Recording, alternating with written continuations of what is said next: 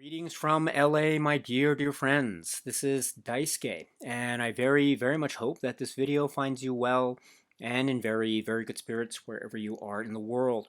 And I want to take this opportunity, my dear friends, to pick up where we last left off, you and I, on this YouTube channel, with regard to our discussion of the feature films of a particular filmmaker, artist extraordinaire. This is a filmmaker that I've spoken about before on this channel, and I am a huge fan and admirer of his work. I think his work is fresh, it's vibrant, it's unbounded, it's full of punch and spirit, and it's very tactile. It's also very multifaceted when we consider it as a whole and also in its individual component parts, which is what I'm trying to do over the course of his very vast filmography. So we have been speaking about the feature films of this extraordinary artist filmmaker extraordinaire, who is the one, the only, Mr. Brian De Palma. So as some of you may recall, on this YouTube channel, we have been talking about each of the feature films in a type of chronological order. And today I'd like to, if it's okay with you, pick up where we last left off and now talk about that next film in the order, in the filmography order. And this is a film which is described as being, sometimes it's described as being from 1979. Other times you might find it described as being from 1980. And for instance, if you know the great documentary here, the Paltrow-Baumbach documentary, which is called De Palma, which features Brian De Palma speaking directly to us about his works along the way, including the film that I'm about to address. This documentary is great in many respects, and it does describe the film that I'm about to address from 1980. And it is a very peculiar, interesting, perhaps one-off. Maybe it's it might be considered to be a type of offshoot, or maybe even an anomaly in the context of Brian De Palma's filmography. And if you feel that way, I think that's a very legitimate and very reasonable approach to have. But I will try to suggest some ways in which one might consider this film to be very apropos, the De Palma filmography and aesthetic, and in many ways a summation of the films that we have seen, or many of the key points that we have seen in the late 1960s, 1970s output, and also perhaps foreshadowing what will be ushered in terms of the De Palma output when we enter into the 1980s and beyond. And so in many ways, this film being 1979, 1980, in many ways it's hitting upon a type of landmark period, the cusp, if you will, summation of the 1960s and the 1970s, and then ushering in what we'll see in the 1980s. And I'm speaking of this work, which has a wonderful cast, included in which are people like Mary Davenport and Nancy Allen and Keith Gordon, Garrett Graham, Vincent Gardenia, Kirk Douglas, and others. And I'm speaking of this film, which is Home Movies, and I'm very fortunate to be able to say that I have this DVD release. This is the DVD, which is from Classic Real Entertainment, and it's a Zone 1 DVD. So the quality perhaps is not, say, of the same caliber as what we might see in more recent Blu-ray or 4K releases. And I think this DVD itself is quite difficult to get, at least as far as I understand it. So I was very fortunate to be able to get this. But I should say too that this film, I understand, is or can be readily accessible or available if one looks out, say, online, or you can try to find this physical media release, etc. I should point out that there is a front cover to this, but I just want to I want to just forego showing the front cover for purposes of my video discussion, for a reason which I'll try to discuss a little bit later in this video discussion. But just understand that I just want to show the inside of the disc here, the inside of the DVD case, which is what I have here. So, but I hope you're able to find it or track it down if you are a fan of the works of Brian De Palma, but have not yet seen this very interesting work, Home Movies. So Um, First, let me try to just speak very briefly about it, again, for the benefit of those who have not yet seen it. So I'll try to not touch too much about the details of it, but then maybe in the latter half of, this video discussion, I'll try to talk a little bit more about the specifics of this. So first off, again, for those who have not yet seen this film, Home Movies, this is, I mentioned, it could be considered to be a type of anomaly in many ways, especially when we think about the production history of this. If you're looking for some great background in terms of how this was made, the circumstances in which this was made, the production history that we are now referring to, I would say one of the great places to go is the Baumbach-Paltrow documentary, De Palma, which is De Palma speaking to the camera, speaking to us about each of the films in the filmography, one of which being Home Movies. And he does talk in a wonderful detail about the circumstances about this, how it was, and I'm recalling what it was he spoke about in this great documentary here, but about his teaching at Sarah Lawrence, film students, and how he wanted to use the act of making a film as itself a teaching exercise, a way to teach his students how to make a film and a feature film. And what ended up happening was that this became a feature film in its own right. In the context, or perhaps in the genesis circumstances of the filmmaking teaching exercise. So, in that way, it might be considered, therefore, maybe an offshoot, or might be considered maybe an ultimate independent work in the context of the student filmmaking process, or the teaching of film process. Brian De Palma is the director of this. But that is also my way to say that it is, or it can be, or perhaps in my view, it should be considered a feature film, in the context of Brian De Palma's filmography proper. Because it has been made. Again, you can rely on the Baumbach-Paltrow documentary, or the De Palma interview discussion about this. But in terms of the funding, in terms of the actual making of it, the photography, the setups, the shots, it did become, or it does become, its own independent film. And also, I should point out that it is, I think, a ruggedly and unabashedly and very proudly and very artistically, a wonderfully made, rendered, independent film, a truly independently spirited film. And so, in that way, it is therefore perhaps not an anomaly in the context of Brian De Palma's filmography, if we recall, especially in the 1960s and into the 1970s, the very independent film spirited drive that really pushed De Palma's work, if we recall films like Murder a la Mode, or Greetings, or Hi Mom, etc., and into the 1970s. And so we understand that Brian De Palma does exist, I think, on many aspects of the filmmaking coin, as it were, in terms of, say, big budgeted blockbuster films, which we might talk about later in his filmography, and also the beautifully and wonderfully rendered, independently driven films.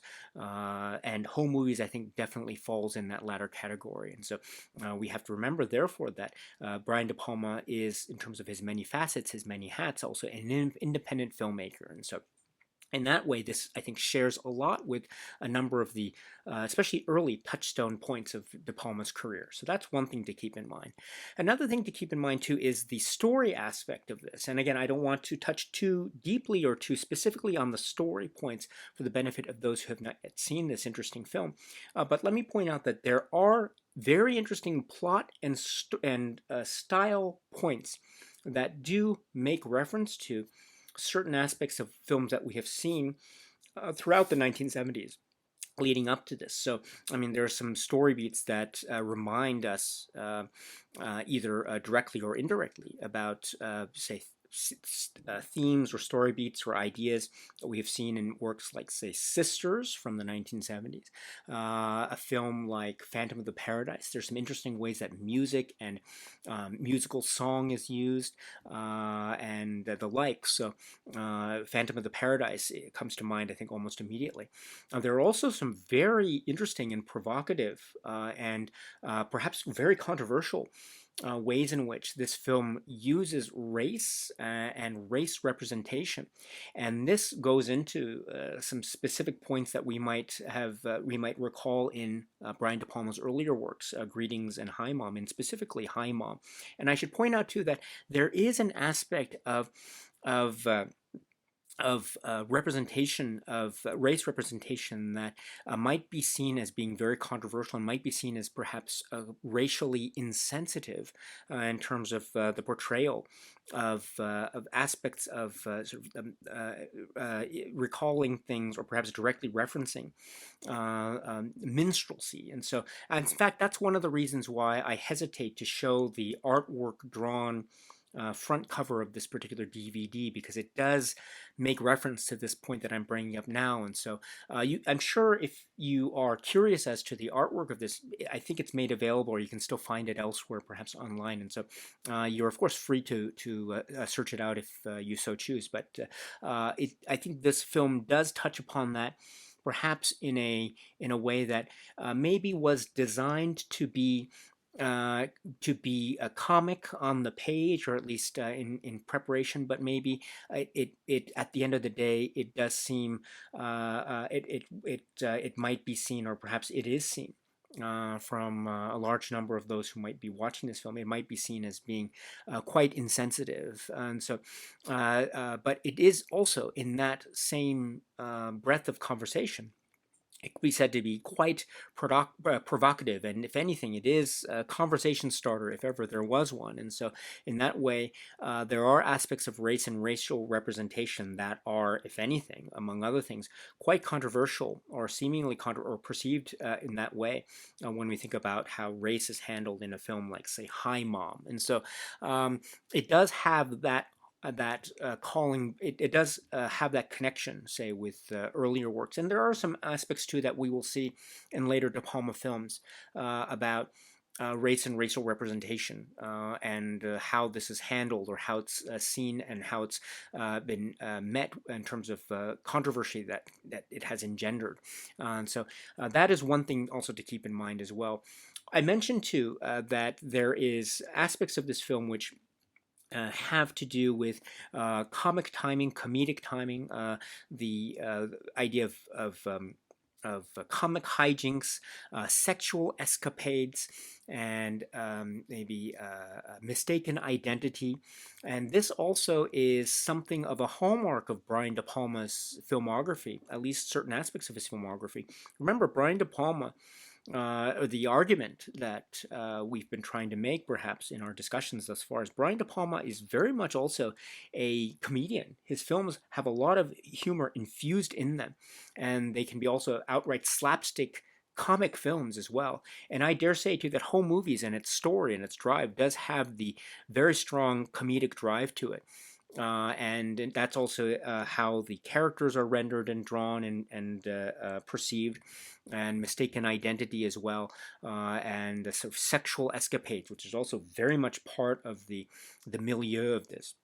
And so, comedy is people react in their own ways to comedy and comic films. Sometimes people like certain comic films. Maybe the jokes might work for some and might not work for others, etc. So that is, of course, your prerogative in terms of your viewing of this and other Brian De Palma films. But it is a comic film, or it can be described as a comedy film, a Brian De Palma comedy. And so, I think, therefore, it does fit very nicely, very snugly into what one might call the Brian De Palma canon, especially when we consider a lot of the comic beats in the Brian De Palma filmography, especially in the 1970s. When we think of, again, I spoke about films like Greetings and Hi Mom earlier, and also Phantom of the Paradise, etc., and also even comic moments in otherwise suspenseful or horror films in the Brian De Palma canon, like aspects of Carrie and the like. So Brian De Palma is a filmmaker with a comedic touch, and Home Movies, I think, is a great example of this. And also, not to mention, too, another stylistic connection that this film has, I think, in the context of overall, writ large, of De Palma's aesthetic, is the film within the film aspect. This does play with that very nicely in a meta quality. There's a filmmaker aspect that's also hearkening or connecting or reminding us of the context in which this film is being made, the Sarah Lawrence College filmmaking teaching process, and it's, I think, depicted that way too, even down to a college, or looks like a college lecture, a maestro lecture, as it were, a filmmaker lecture.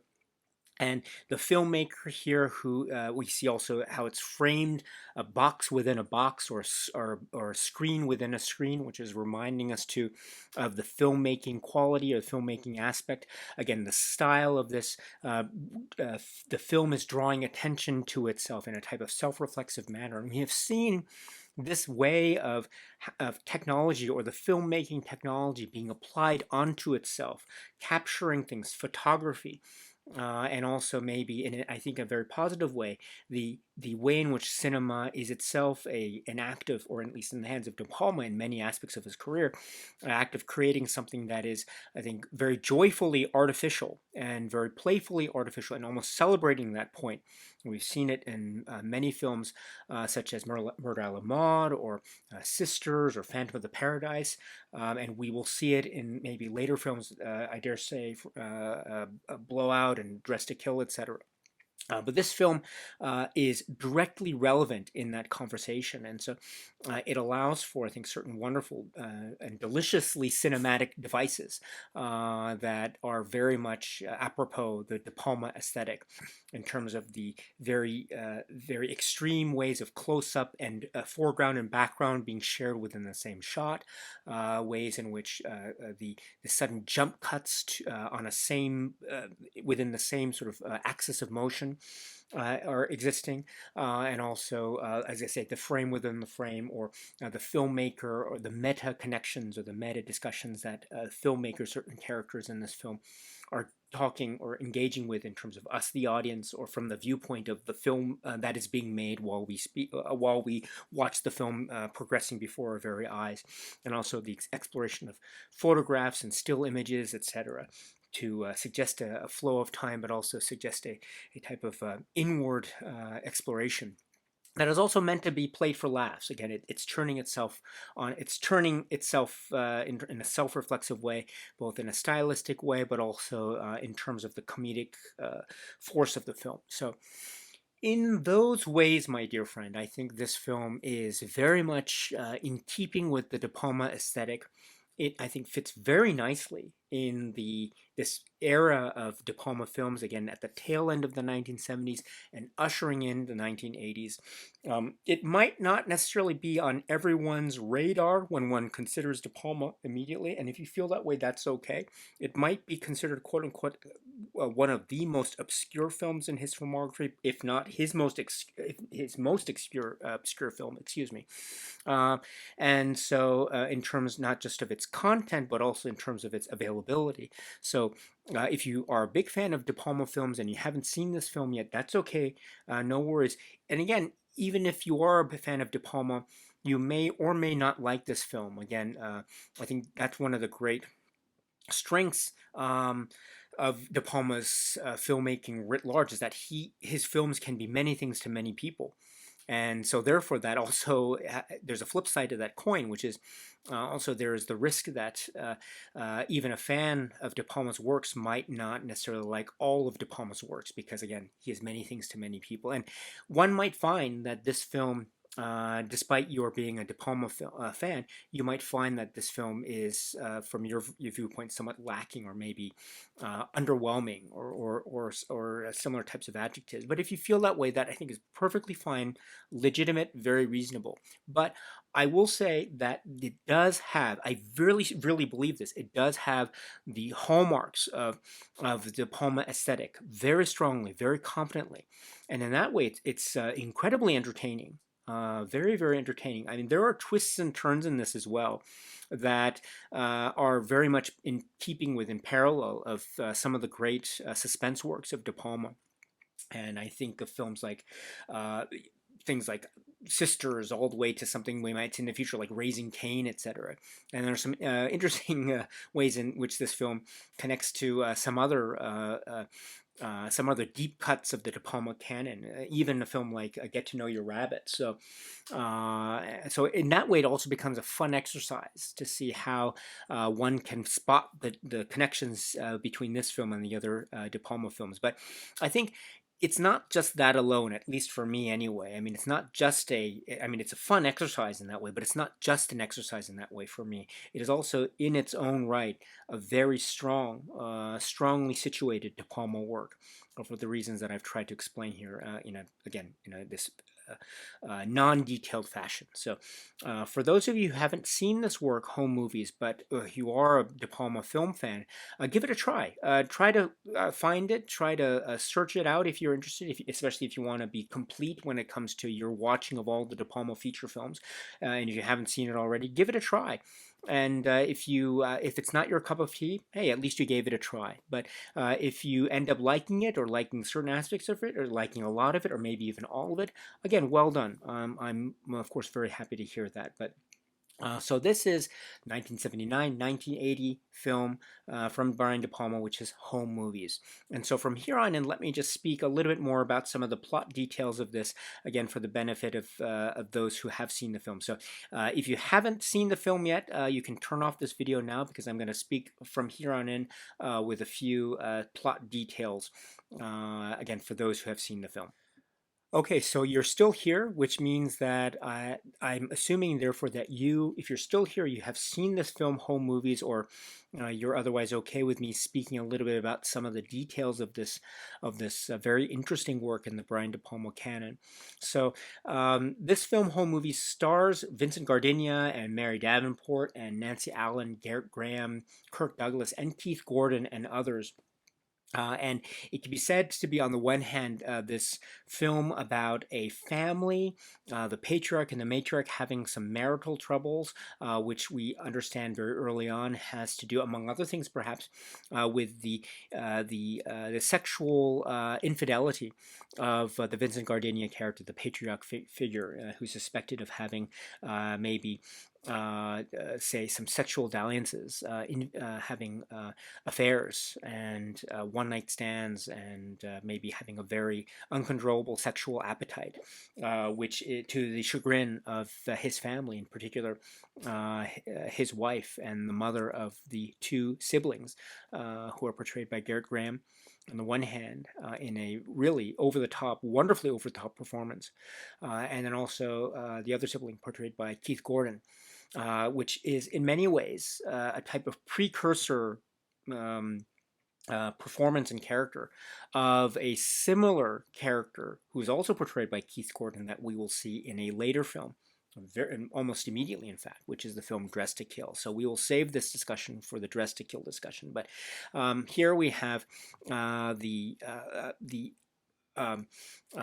upset mother, and the use of, in a sort of almost comic way, or slapstick, or even silent comedy film grammar, showcasing the real distress of the mother figure, and seeing how Keith Gordon's character is really trying to find a way to help and maybe find some evidence, and this gets into the idea of the photographs and trying to catch the father in the act, as it were, and Keith Gordon's character's reliance on filmmaking and photography in particular.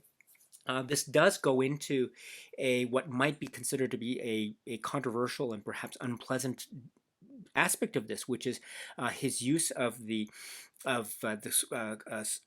blackface, in terms of trying to put himself in a type of costume, or maybe put himself undercover when he's trying to take these photographs. And so this is perhaps considered very reasonably so to be maybe culturally and racially insensitive, and especially in the context of this film, maybe done for laughs and laughs only, although there is some, one can say, some possible interpretation of this in terms of the context of race and racial representation in Brian De Palma's films, a la a similar discussion that might have been had with a film that we found earlier in his works, Hi Mom. But I would say that this is maybe the weakest and most unpleasant aspect of this film for me, home movies. And so that's the reason why I hesitate to show the cover of this, because it does show this aspect of uh, of one of those characters engaged in this manner. So I hesitate to show it here, but um, it is but one of many aspects of this film. And then just turning to this character and going back to this idea of capturing, using film and photography to capture or try to capture the father in the act, as it were. This does also introduce a number of things. It introduces the idea of voyeurism in cinema, which is very much a Hitchcockian idea, or it's acknowledged in the hands of Brian De Palma to be a very Hitchcockian idea. And then this does lead into very interesting aspects of voyeurism in this film that have almost a quality that is taking a page out of Alfred Hitchcock's 1950s film Rear Window. And so this is very much a Brian De Palma thing. If we remember the connections between Brian De Palma's aesthetic and the homages and film grammar that he's taking out of the textbook of Alfred Hitchcock. And so we've seen this many a time again in his, especially in his 70s works. Carrie comes to mind, The Fury comes to mind, Sisters comes to mind, Obsession comes to mind, and others. And so I think this falls in line with that type of aesthetic very nicely, and especially in these voyeuristic shots that we see. The Keith Gordon character looking through the windows, trying to see who is inside, and that also leads to maybe psychological or sexual based fascination with the people who are inside these particular rooms. But what also adds, I think, an interesting multifaceted dimension to this is we are reminded in one of these scenes, for instance, about the filmmaking quality of this, the artificial quality of this, and in a almost wonderfully magical moment, the maestro character, the filmmaker, the professor character, this is Kirk Douglas, was also part of this cast, by the way. Kirk Douglas almost magically appears in the film itself, saying to us, or saying to Keith Gordon, about how what he's seeing in one of the rooms is itself a projection or a fake. And so it reminds us too about the illusion of cinema, and we also are recalling how this film opens, home movies opens, in this Kirk Douglas as the maestro manner, teaching a class, but also lecturing the class, and also being filmed, and also acknowledging that he's being filmed, sometimes talking to the camera in the process, and also talking to the students in the auditorium about something that was shot over the course of a number of days, we understand, but still one frame over the course of 24 hours. But there is something significantly similar in each of the frames, and that is the sitting figure of someone in the middle of this huge train station, Grand Central, and that being Keith Gordon. And he describes him in the character here as being an extra in his own movie. So that already introduces the film within the film. But not only is this done in type of lecture or academically cloaked ways, it's also done in this interactive way that I'm mentioning here. Kirk Douglas, as the maestro character, actually enters into the film, and we see that interaction in that wonderful, playful Brian De Palma way. Brian De Palma, as I mentioned, likes to, or at least we've seen many aspects of his earlier films where he is using cinema in a self-reflexive way to actually show us how the film is being made, or that the film is being made, or the photography is being shot as the film itself is progressing. So in many ways, the cinema grammar as it's being shown to us in a self-reflexive way, which could be described as the style, or one of the style aspects of Brian De Palma, is being married to the plot. We've seen how style and substance in this way, the self-reflexive aspect of Brian De Palma's cinema, showing us the cinema as it's being made, showing us the behind the scenes look in the kitchen, as it were, as the various dishes are being prepared.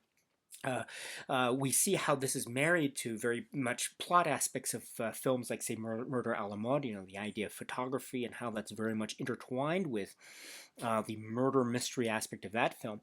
We also see this, I think, done very well in a film like Sisters, the idea of voyeurism and what we see, witness in real time, seeing something occur while we are also sharing the same space using the split screen dynamic.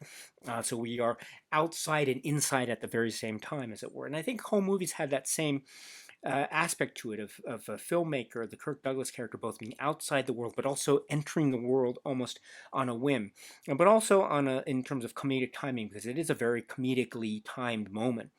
maybe even to I think the phrase often used could be breaking the fourth wall, and it's certainly that a meta moment. It's certainly that, but again, very much apropos the Brian De Palma filmmaking style and aesthetic, which is again married into the plot of the film. This being trying to encourage Keith Gordon's character to uh, move on and push on with this project in terms of using film to his advantage and making the film. And so we see him actually making a film. So it becomes a film within a film in that way too.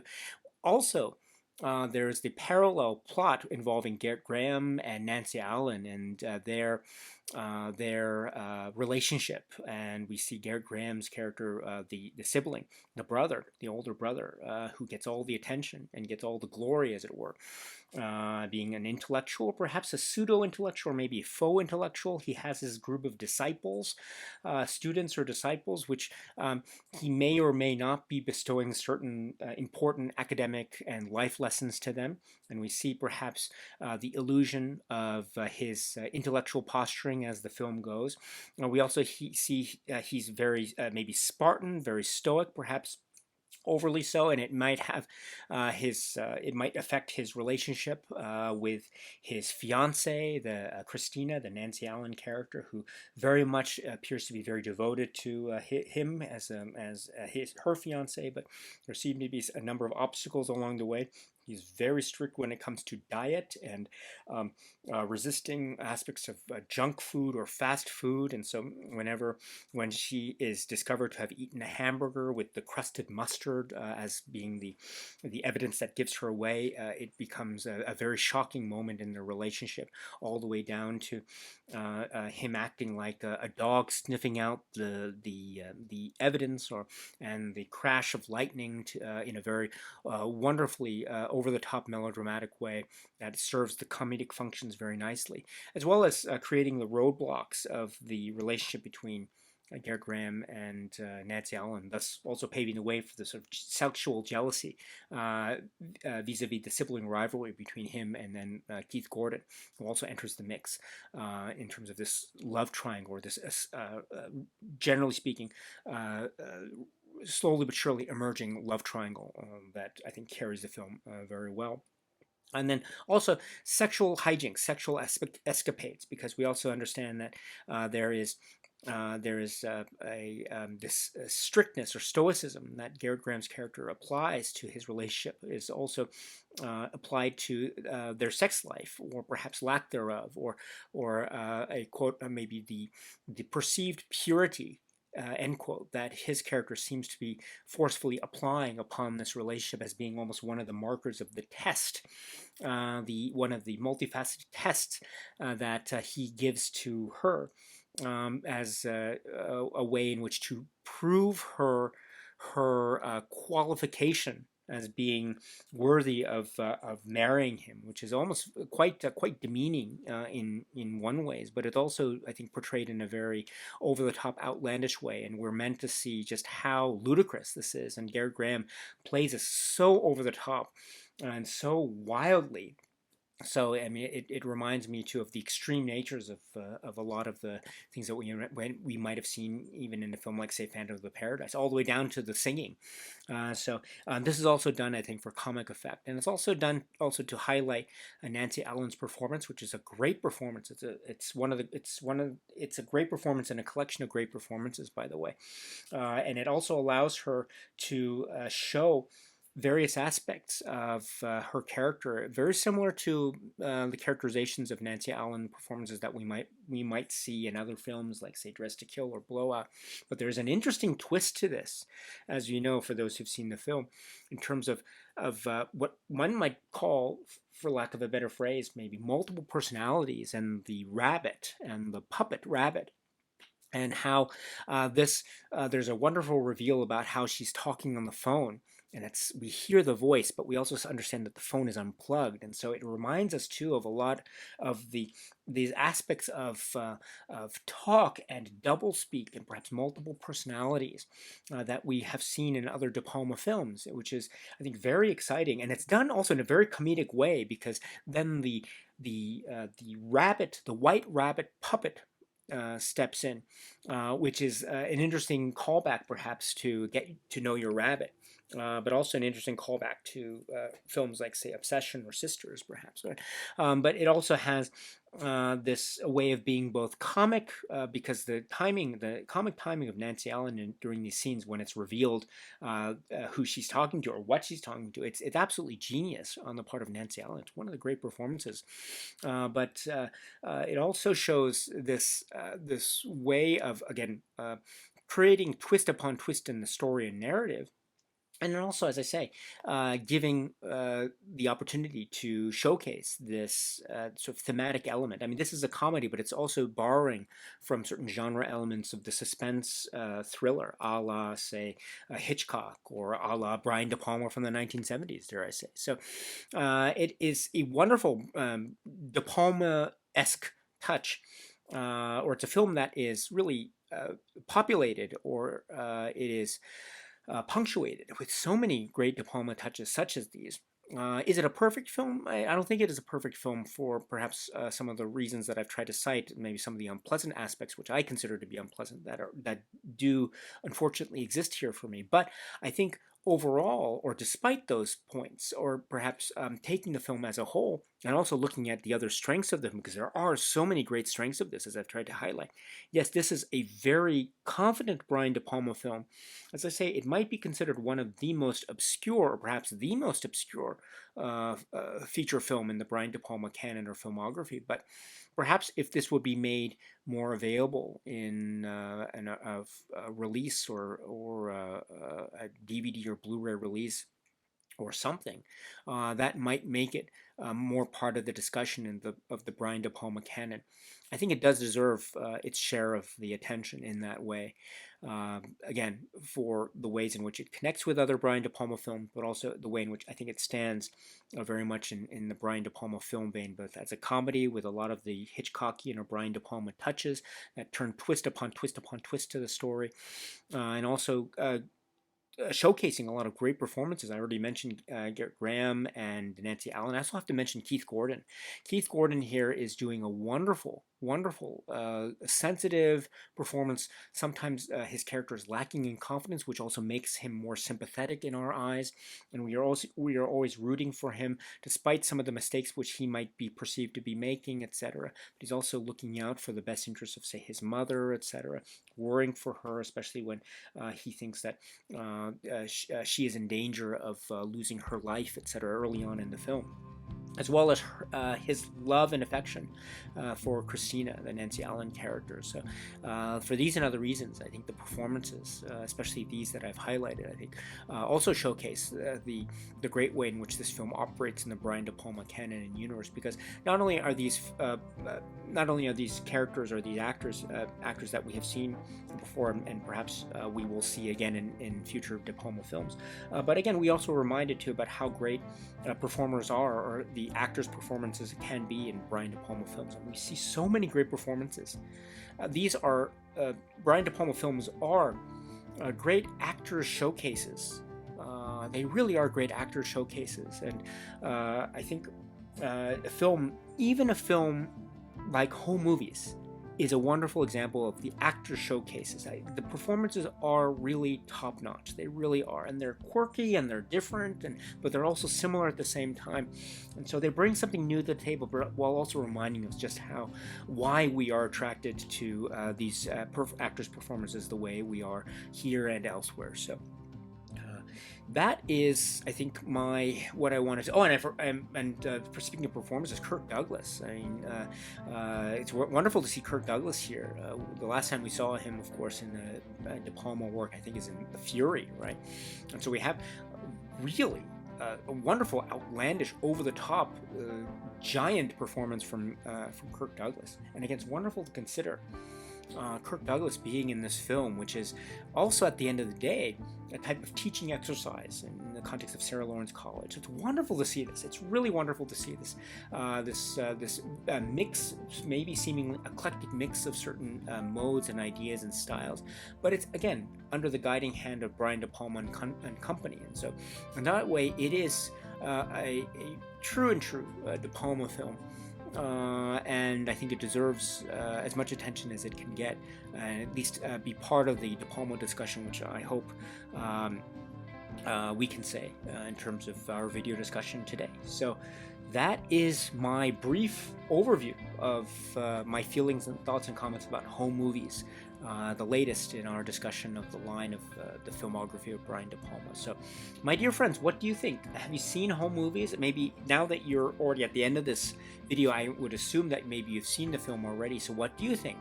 Please feel free to let me know in the comment section below, or reach out to me, however, in whatever way you feel comfortable in. So, and I'll do my best to respond or to look at your reactions. But in any event, my dear friends, this has been a discussion of the Brian De Palma film, Home Movies.